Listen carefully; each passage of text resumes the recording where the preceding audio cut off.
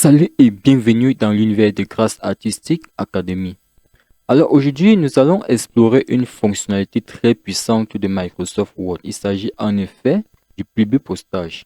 Dans ce tutoriel complet, je vais vous montrer étape par étape comment réaliser un publipostage dans Word pour créer des mailings personnalisés en un rien de temps. Avant de continuer, si vous êtes nouveau sur la chaîne, je vous invite à vous abonner et à activer la petite cloche pour ne pas rater les prochaines vidéos. Alors c'est parti. Avant de commencer, voyons ce qu'est exactement le publipostage. Le publipostage c'est une technique qui va permettre d'assembler une source de données avec un document modèle afin de générer une série du même document sous forme personnalisée. Donc on va partir par exemple sur le modèle d'un document comme ceci et on va générer automatiquement un ensemble d'autres documents à partir du même modèle avec des informations différentes. C'est ça le publipostage. Voilà. Commençons donc notre travail. Vous allez commencer par créer un dossier. Voilà. Donc peu importe où vous voulez enregistrer votre travail. Nous allons commencer par créer un dossier. Moi, je le crée ici. Voilà. Je vais créer un nouveau dossier nommé publipostage. Voilà. Publipostage. OK. Voilà, mon dossier est prêt. Ça veut dire quoi? Ça veut dire simplement que tout ce que je dois réaliser, tout ce que nous allons réaliser au cours de ce processus va être enregistré dans ce dossier. On aura deux éléments fondamentaux. La source de données qui est ici encore appelée la base de données. Donc nous aurons une source de données, ça peut être une liste des noms, ça peut être une liste des invités suivant le document qu'on veut réaliser. On aura également un document modèle. Donc même si on veut réaliser, on veut peut-être envoyer 1000 invitations à des personnes, on aura une seule invitation modèle dans notre document modèle. Voilà les deux éléments qui vont nous permettre de réaliser le publipostage. Ces deux éléments seront fusionnés par la suite pour pouvoir donner le résultat que nous attendons. Voilà. Donc ici, il faudrait vous rassurer que les deux éléments de base soient enregistrés dans le même dossier. Ou, à défaut de cela, rassurez-vous de savoir exactement où se trouve votre source de données, où vous enregistrez votre source de données. Pourquoi? Parce que après le publipostage, lorsque vous allez vouloir ouvrir à nouveau le document modèle, si la source de données n'est pas trouvée, vous ne pouvez plus l'ouvrir puisque les deux sont liés après la fusion. Donc c'est la raison pour laquelle nous créons un dossier pour sauvegarder tous les éléments à l'intérieur. Voilà. Donc maintenant, nous pouvons nous rendre dans notre logiciel. Voilà. Voilà. Donc je suppose ici que nous voulons réaliser le publipostage à partir d'un document vierge. Ouais.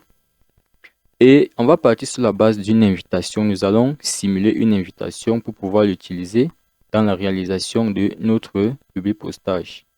Voilà. Donc ce qu'on va faire, on va simplement, voilà, on va créer notre modèle d'invitation. On peut le faire maintenant, on peut le faire à une étape.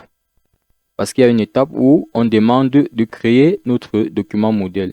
Mais je préfère qu'on le fasse dès le début. Là, ça nous donne déjà une idée de ce qu'on va faire par la suite. Voilà, on va commencer par créer notre document modèle. Voilà. Je peux mettre ici, comme c'est une invitation, je peux mettre l'orientation du document en paysage. Voilà. Et puis, je peux écrire simplement la invitation. Voilà, invitation. OK. Par la suite, ce que je vais faire, on va juste simuler. Là, je vais emprunter du texte. Voilà. Égale lorem. Voilà, égale lorem. Bon, je préfère utiliser la formule égale ran. Voilà, égale ran. Entre parenthèses, je peux mettre simplement 5. Voilà, je ferme la parenthèse et je valide. Là, ça me donne un texte, un emprunt, voilà. juste pour la simulation. Là, je sélectionne mon texte. Je fais la mise en forme de mon texte. Je vais venir ici, voilà. L'alignement, je mets justifié. Je peux mettre mon texte à la taille 12, voilà. Interligne de 1,5, ok. 1,5, voilà. Et ici, le corps de texte, je peux changer la police. Je vais mettre ici une police. Bon, je ne suis pas certain que vous l'ayez sur votre ordinateur, mais vous pouvez choisir la police qui vous plaît. Voilà, je choisis ici ceinture gothique. Voilà. Donc ici, ce que je vais faire, je vais simplement me rassurer d'avoir une invitation à peu près. Voilà. Ok. Je suppose que voilà mon invitation. Ici, ce que je fais. Voilà. Là, je laisse l'entête ici parce que généralement, dans l'invitation, dans l'invitation ici, généralement, on a une expression, voilà, monsieur, madame ou mademoiselle telle. Là, je peux l'écrire ici. Monsieur, voilà, madame ou mademoiselle, voilà, mademoiselle, point, point, point, point, point, point. Nous allons compléter après dans l'étape du public postage concerné. Voilà, je peux déjà mettre ça juste en gras pour remarquer l'endroit où nous allons modifier les informations. Et ici, au niveau de invitation, je vais le centrer comme ceci. Je vais choisir une police calligraphique. Voilà, je peux choisir. Voilà, bon, je peux choisir une police comme Edvardian Script. Edvardian Script, voilà. Edvardian Script, c'est une police calligraphique. Là, je vais augmenter la taille. Voilà. Voilà. Je pense que là, ça me convient. Bon, pour l'invitation, je peux choisir le bleu. Je choisis d'utiliser le bleu dans mon invitation. Voilà. C'est bleu, le bleu royal. OK. Je peux le souligner. Voilà. Voilà mon invitation. Je peux quand même apporter une touche esthétique. Voilà. Donc, je vais au niveau de conception ici. Puis au niveau de bordure de page, j'essaie d'insérer une bordure. Je viens dans motif. Je vais chercher une bordure au niveau des motifs. Ok. Voilà, je peux prendre ceci. Voilà. Et là, j'ai la possibilité de choisir la couleur. Je choisis la même couleur, le même bleu que j'ai choisi tout à l'heure. Et puis, je le valide. Voilà à peu près mon invitation. OK. Voilà. Nous supposons donc voilà notre modèle d'invitation. On ne va pas trop s'attarder sur l'esthétique, puisque c'est le côté pratique qui nous intéresse ici. OK. Donc ici, ce qui va se passer par la suite, c'est que à partir de ce modèle, on va générer plusieurs invitations qui porteront des indications différentes ici. Ça veut dire on peut avoir un madame tel dans une des invitations. Après, on peut avoir un monsieur tel dans une autre, ainsi de suite. Donc, voilà l'élément qui va être modifié dans notre invitation. Donc, nous allons le marquer comme ceci. Donc, voilà l'élément qui sera, en fait, qui va changer, qui va être changé au fur et à mesure et donner lieu à plusieurs autres invitations. Le modèle va rester inchangé. Bordure, titre ici, le contenu inchangé. C'est juste ici, monsieur, madame, mademoiselle, suivi du nom qui va changer. Voilà.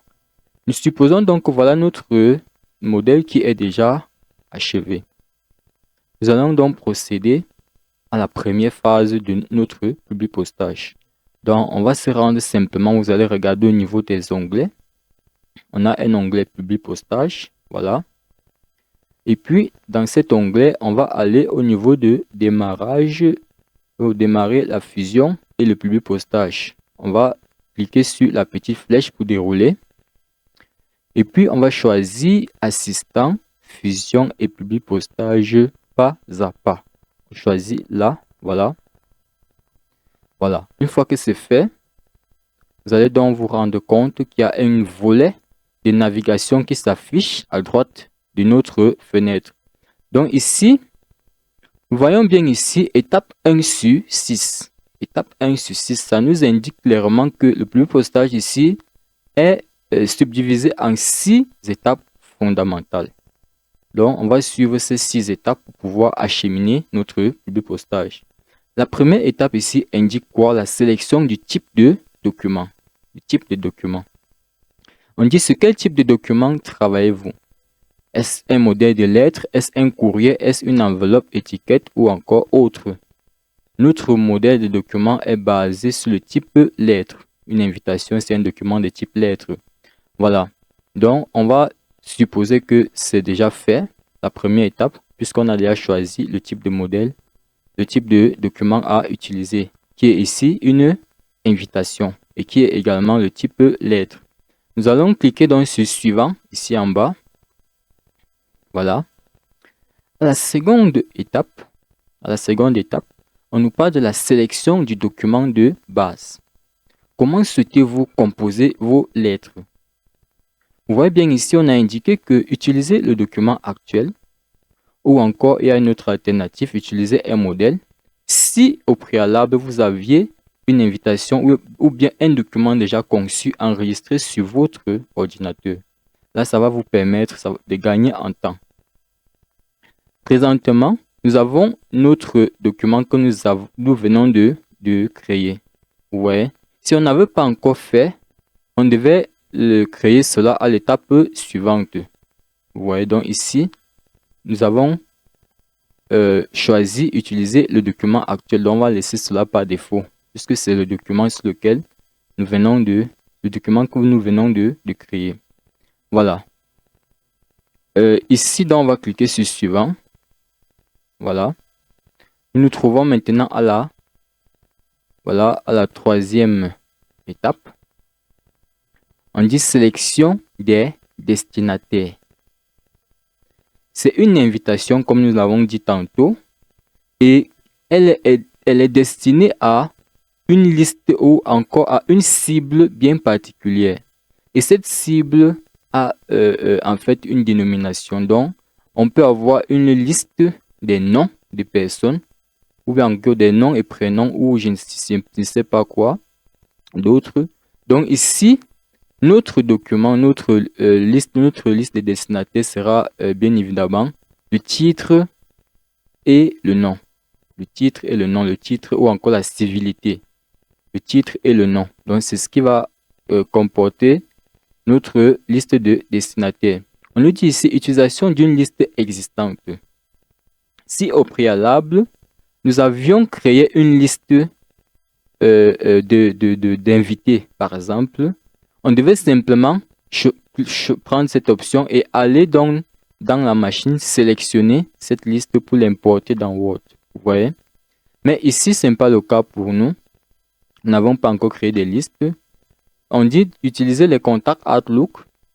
Si vous connaissez utiliser Outlook et que vous avez des contacts dans Outlook, vous pouvez les importer également via Outlook directement ici. Mais ce qui nous importe dans notre cas présent, c'est de saisir une nouvelle liste. Voilà. Donc, choisis ici, saisir une nouvelle liste.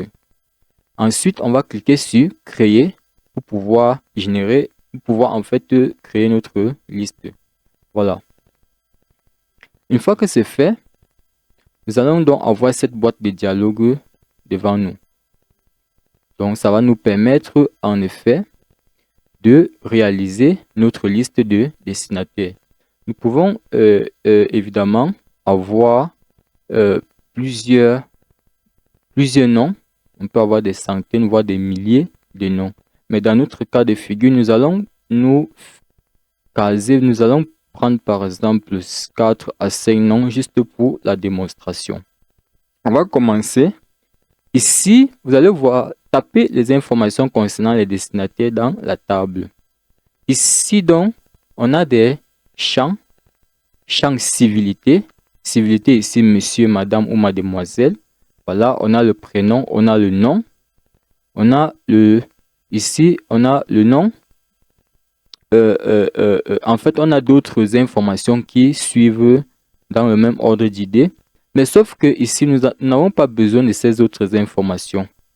Donc, nous allons commencer par personnaliser les champs de notre, voilà, de notre liste. Nous aurons uniquement 3 champs. Ou alors, on peut choisir, on peut se caser à 2 champs. Soit le nom et prénom, ou alors 3 champs. On prend nom et prénom séparément. Donc ici, on va cliquer sur personnaliser colonne. Voilà. Tout ce qui ne nous servira pas ici, on va les supprimer. Donc, on va supprimer élément par élément. Voilà. On va les supprimer toutes.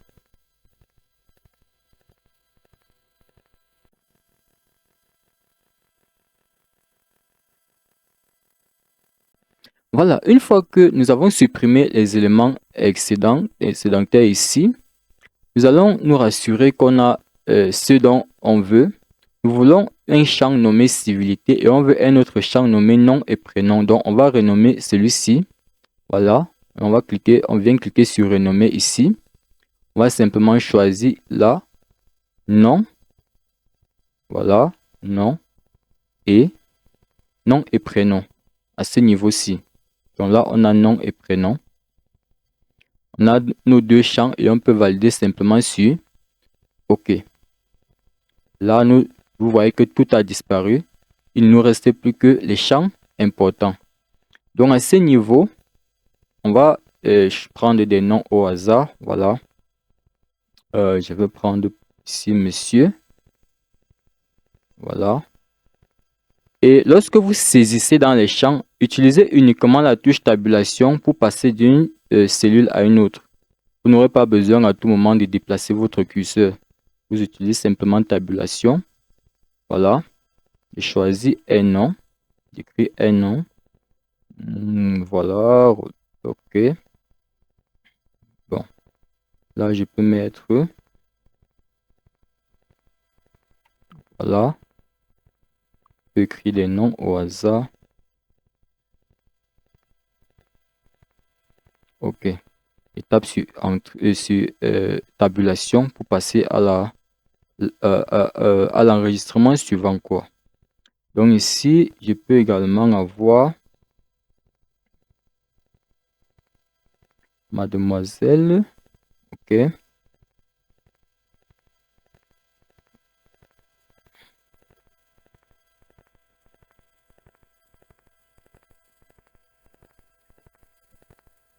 OK. Voilà, je peux avoir une madame. Voilà. Une madame. Voilà. Je peux prendre... Voilà.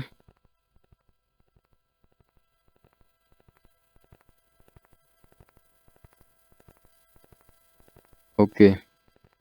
Je peux prendre un dernier. Je peux prendre encore peut-être un monsieur. Voilà. Un monsieur.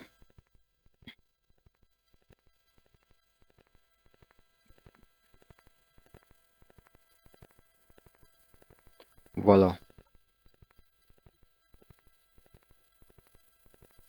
Voilà, je pense que on peut prendre 4 noms comme cela. Ça peut nous aider à pratiquer notre public postage. Voilà, ici donc, on va continuer.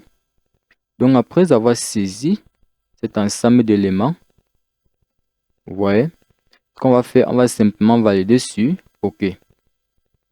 Et en validant sur OK, vous allez constater une chose, voilà. Lorsque nous validons sur OK, il faut faire très attention. Il faut être très attentif à ce niveau-ci, puisque c'est le nœud du travail, c'est le nœud de tout ce qu'on fait. C'est vraiment le nœud. Si vous loupez quelque chose à ce niveau-ci, vous n'y parviendrez jamais. Donc, à ce niveau, faudrait vous rassurer que la liste que nous allons enregistrer soit exactement dans le dossier que nous avons créé dès le début. Donc ici, il s'agit de la liste ou la source de données, la liste des invités ou encore la source de données. C'est ça que nous voulons enregistrer en ce moment. Donc on va se rendre là où on a enregistré on a créé notre dossier dès le début. Voilà, j'ai créé le mien au bureau. Je vais donc à publier postage, le voici. C'est à ce niveau que j'enregistre. Le nom de mon fichier, je peux mettre par exemple liste, voilà, liste des invités. Liste des invités. Voilà. Là, j'ai liste des invités. Je valide sur enregistrer. OK. Une fois que c'est fait, on va se rendre compte qu'il y a une nouvelle boîte de dialogue qui s'affiche. Celle-là est différente de la précédente. Ici, elle nous donne la possibilité de modifier notre source de données que nous avions créée précédemment. Donc, la source de données qu'on vient d'enregistrer. Maintenant, une remarque que vous allez faire ici, vous allez constater en fait que la liste que nous venons de créer est un fichier Access. C'est un fichier Access. Vous allez voir ici liste des invités. Voilà le nom que nous avons attribué à notre fichier .mdb. MDB, c'est l'extension de Access. Vous voyez bien que la liste des invités a été créée sous forme de base de données automatiquement. Donc, à ce niveau, nous avons la possibilité de modifier les éléments. Si nous avons des noms et que nous voulons par la suite annuler l'invitation de certaines personnes, il suffirait simplement de venir dans cette liste décocher celle que nous voulons annuler. Là, ça ne doit plus apparaître dans la source de données. Et lorsqu'on va générer les invitations, celles-là n'apparaîtront pas. Donc, voilà un peu. Et si nous voulons modifier la source de données que nous avons créée précédemment à ce niveau-ci, nous venons simplement ici, dans source de données. On choisit ici liste des données comme ceci pour activer les options. Et puis, on clique sur modifier. Ça nous renvoie en fait là où on était précédemment. Voilà. Donc, il faut bien faire attention à cette étape qui consiste à créer la liste des destinataires. C'est très, très important. Voilà. On va cliquer sur OK. Simplement. Voilà. Nous sommes maintenant, après avoir créé, tout à l'heure, nous sommes toujours à l'étape 3. Vous allez constater que tout à l'heure, lorsque nous avions choisi, ici, saisir d'une nouvelle liste. Vous voyez, on avait l'option créer, juste ici en bas. Mais après avoir créé notre liste déroulante, vous allez constater donc que la sélection est revenue à utiliser une liste existante ou utilisation d'une liste existante. Donc, ça nous permet bien de comprendre que notre liste existe bel et bien dans notre dossier. Ici, les options ont également changé. Donc, on pourra à tout moment venir modifier la liste qu'on a créée. À tout moment, voilà, à cette étape du publipostage. Donc, à ce niveau, nous allons cliquer sur suivant. Voilà, pour passer à l'étape suivante. OK. Voilà, voici l'étape cruciale. Voici l'étape de non-retour. Lorsqu'on valide cette étape, il n'y a plus de retour, il n'y a plus de chemin retour. Donc ici, il faudrait se rassurer que tout est OK avant de passer à l'étape suivante. Donc voilà, nous allons dans cette étape insérer des champs. On dit ici écriture de votre lettre. Ça veut dire c'est justement à cette étape que nous étions censés concevoir notre invitation en y ajoutant des champs. Donc ici maintenant, au lieu de perdre ce temps pour la concevoir, nous allons plutôt ajouter des champs. On va simplement ajouter des champs et passer à l'étape suivante. Et les champs ici, ce sont ces deux éléments que nous avions créés dans la liste des destinataires. Il s'agit du titre et du nom et prénom qu'on va insérer ici. Voilà, donc nous avons réservé ici dès le début pour pouvoir insérer cela. On va sélectionner comme ceci. Et on va venir au niveau de, voilà, ici vous allez voir bloc d'adresse, formule d'appel, affranchissement électronique. nous allons cliquer ici sur autre élément. On va se rassurer que civilité est sélectionnée, comme ceci. On va valider sur insérer. Remarquez ce qui se passe. Là où était madame, monsieur, mademoiselle, madame et autres, on voit civilité dans les guillemets. Là, ça nous indique que c'est un champ. Voilà, un champ. Un champ, c'est simplement un élément qui va être modifié au fur et à mesure, en fonction en fait du contenu de la source de données. Donc, c'est de ça qu'il s'agit. On va donc mettre espace à la suite. Et on se rend toujours dans autre élément ici. À ce moment-là, on va choisir nom et prénom, comme ceci. Et puis, on va aller sur insérer. On ferme notre élément. Voilà donc l'étape, en fait, la phase la plus importante du public postage. Parce qu'à ce niveau-ci, il va se passer ce qu'on appelle la fusion des données. Donc, les données, les éléments de la source de données ou de la liste des destinataires sera fusionné avec le document modèle pour donner lieu à une série d'autres documents qui seront différents à ce niveau-ci, donc au niveau des champs. Voilà.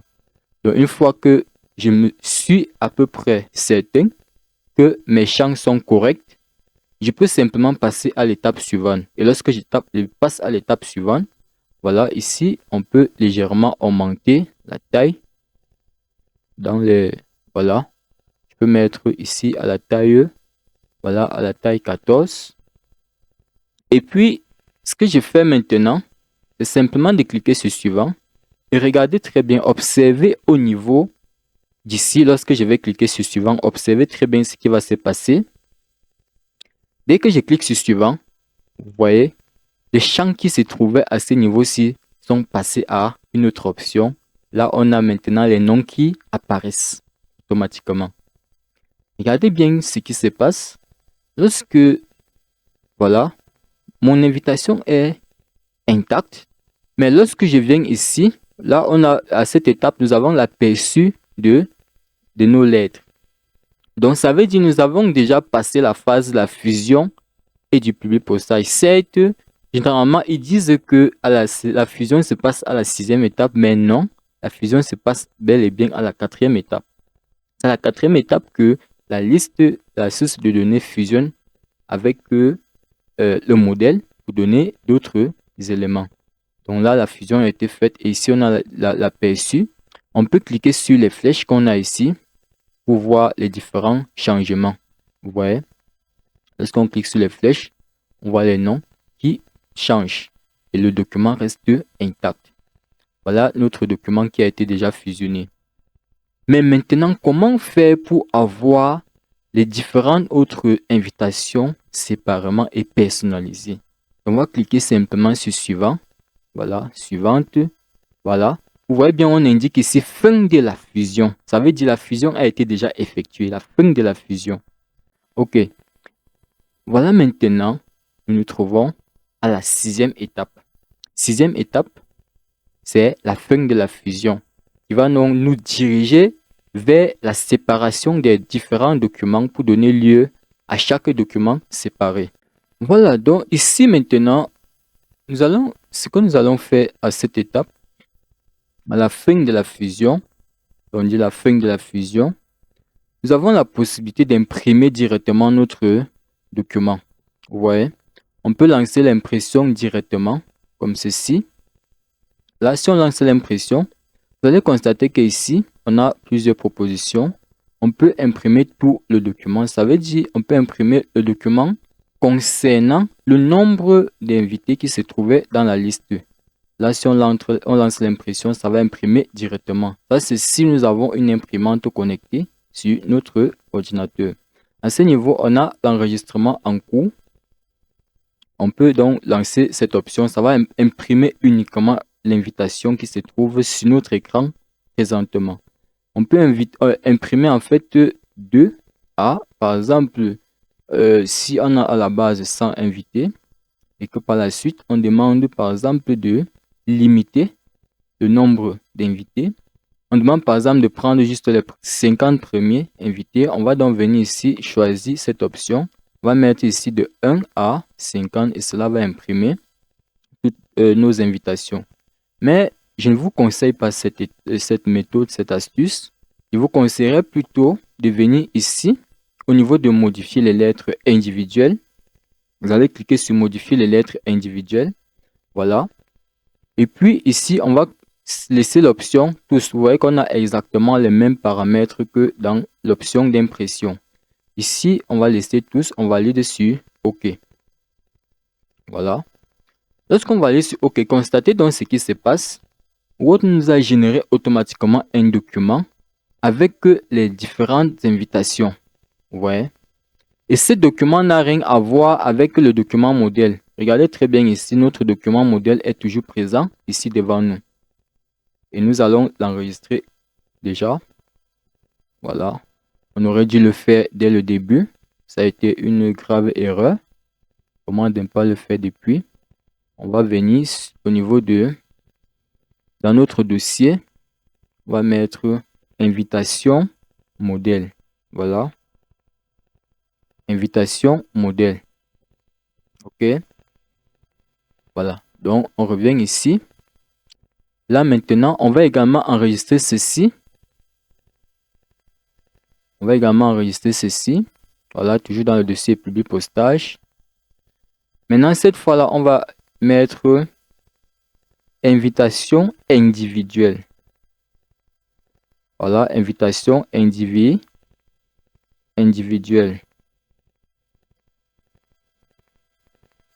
Voilà, pour indiquer que c'est le document qui comporte toutes les invitations. Voilà. Donc, ce qui se passe ici, pourquoi est-ce que je vous ai conseillé de passer plutôt par cette étape? C'est simplement parce que généralement, il peut arriver que les informations d'une personne soient assez longues et ne s'adaptent pas à l'espace réservé. Je prends un exemple. Si quelqu'un a une personne a un nom kilométrique, voilà. Lorsque son nom va s'insérer dans le modèle, imaginez donc que son nom prenne une ligne et puis va à la ligne suivante. Ça va donc pousser les informations comme ceci. Vous voyez donc ici, puisque normalement il devait avoir la signature en bas ici, il n'y aurait plus l'espace pour la signature. Vous voyez?